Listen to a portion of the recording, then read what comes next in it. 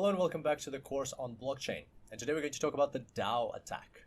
So the DAO was one of the first decentralized autonomous organizations created by Vitalik himself and some other people. And it was created in 2016 on Ethereum. So use Ethereum as its core protocol.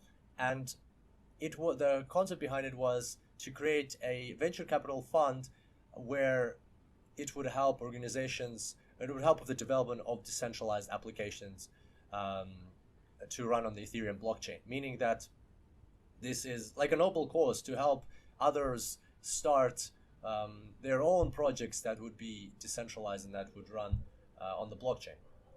And this DAO organization, the DAO was stateless, so it wasn't. It's an interesting fact about it that it didn't belong to any country, and that already started raising some questions with authorities, but that was something that would have been solved later.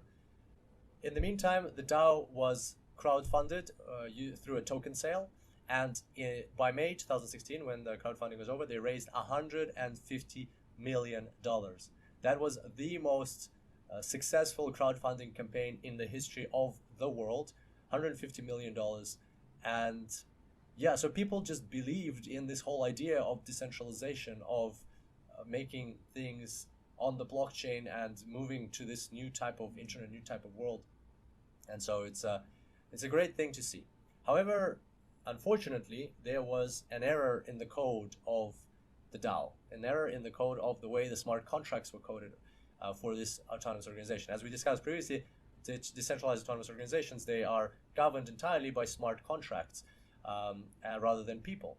And therefore, the DAO was attacked and hacked on June 2016 for $50 million. And the interesting concept or notion here is that the attacker didn't actually do anything illegal. They just found this flaw in the code and they used it to leech money out of the DAO account into their own account. And so everybody saw this happening. Everybody saw the money moving, like just being leached from one account to the other, and nobody could do anything about it.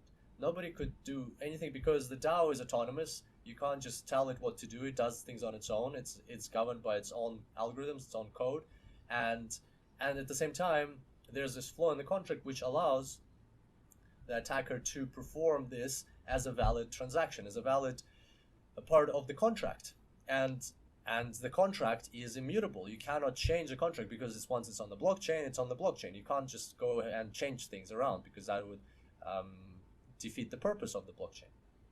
And so that was a major problem. However, the good news was that the funds were, once again, according to the way the DAO was coded, there was a fail-safe mechanism, which meant that funds cannot be taken out entirely, like even though the attacker moved them to another account, that was a child company of the DAO, and then they could move them out later on to their own account, like completely take them away, but they would have to wait 30 days or somewhere around 30 days. And so in that time, the whole community had opportunity to think and decide what to do. And so there was a dilemma. The dilemma is the code law? Code is law or not? And what that says is, on one hand, part of the community said, no, we're not going to do anything about it because code is law. That's how the contract was coded, and we cannot just go and change things that are supposed to be immutable. And so we have to leave it as it is. The other part of the community said that no, it's too much money. It's $50 million. It belongs to people. So we're going to do a hard fork, and we'll talk about forks in the next tutorial. We'll do a hard fork of the blockchain, and we will change the rules, and basically, or what they said is like we'll do yes, a hard fork, and we'll change the rules, and that means that we'll be able to change the rules of this contract. We'll basically revert the rules of this contract so that we can pull the money back and give it back to the owners. And so there was this dilemma, and eventually they ended up doing a hard fork. It was Vitalik's initiative to do the fork, and they did the hard fork. And now a hard fork doesn't always imply that there's going to be a split, but in this case there was a split, and because some people were not happy with that decision, not because they wanted to protect the attacker, but because they wanted to preserve the integrity of this concept of the blockchain, that if there's a smart contract, it's a contract for a reason. You cannot just go in and revert things. And at that hard fork, Ethereum is split into Ethereum and Ethereum Classic. So what we'll see in the next tutorial is on this version of Ethereum, the hackers' money went back to the DAO and got distributed back to the people. But in this version of Ethereum, Ethereum Classic, the hackers' money stayed in Ethereum Classic. It's like two parallel worlds. After a hard fork, there's like two parallel worlds, and basically this money, it got duplicated among the two. In this one, it got returned to the owners. In this one, it went to the hacker. I know it sounds very, very insane. Like, how can we just make, out of $50 million, how can we make double the amount? But that's how it works. And we'll discuss this more in the coming tutorial. And also I'll recommend some reading just now.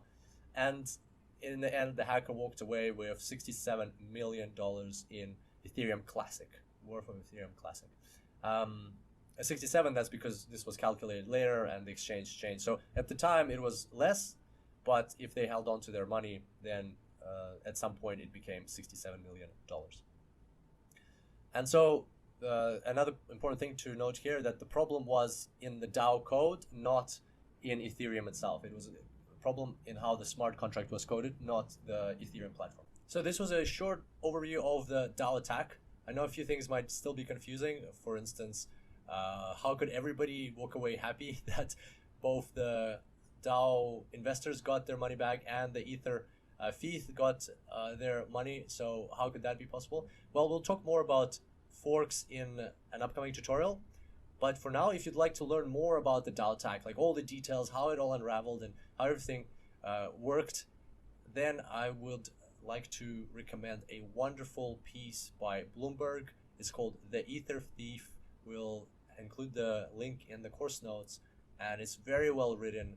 It reads like a story, like a thriller or a detective story. You can see like additional comments and quotes. You can always like go to the right here and find out the details of things that are being discussed. On the left, you've always got the code if you want to have a look at what they're talking about, where the error in the code was and things like that. And another thing I like is that here at the end they say it's been about a year since the DAO attack, so they've added some information, or maybe that's the time when they wrote it. Nevertheless, so there's some aftermath on what happened and things like that. So great piece by Bloomberg. You can definitely find out all the details you need or want from here. It's called the Ether Thief. And yeah, I hope you are excited. I mean, like, not about the attack, but just like about forks and the whole notion that people are super supportive of this world, that they're investing millions of dollars, that there's promise. Basically, that shows that there's promise in blockchains and in decentralized organizations and apps. I know even though this one failed, that's how things start. They fail, and then eventually, after a few mistakes, we learn and we change the world. There we go. So hope you enjoyed today's tutorial, and I look forward to seeing you next time. Until then, enjoy blockchains.